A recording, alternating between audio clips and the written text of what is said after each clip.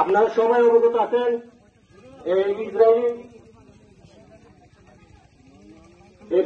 Israel আমাদের মুসলিম ভাই ফিলিস্তিনের উপর বর্বর হত্যা চালিয়ে যাচ্ছে। শুধু আমাদের মা বোন নয়, শিশুরা পর্যন্ত বাঁচতে পারতেছে না তাদের বর্বরতার কারণে। আপনারা যারা সোশ্যাল মিডিয়ার সাথে জড়িত আছেন সবাই দেখতেছেন যে দুধের বাচ্চা সহ তারা হত্যা করতেছে। তারা এমন বর্বর যাচ্ছে, তারা কুকুর থেকে নিকৃষ্ট।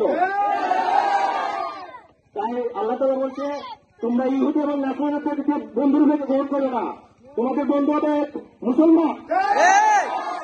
হাদিস শরীফ আছে, এক মুমিন আরেক মুমিনের ভাই না, একজন মুসলমান আরেকজন মুসলমানের ভাই।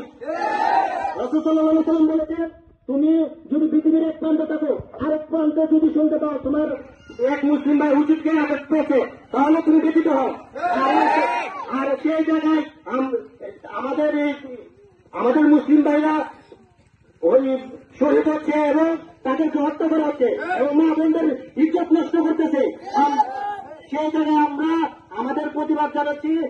এই যে এখন সারা ইসরায়েলি পণ্য বয়কট করে আমরা আমাদের প্রতিবাদ জানাচ্ছি এবং যে এখন বর্তমানে শাসন ব্যবস্থা, গণতান্ত্রিক শাসন ব্যবস্থা আমাদেরকে সরিয়ে যাওয়ার কোন ব্যবস্থা নাই। সেই জন্য আমাদের এখন করণীয়, আমরা ইসরায়েল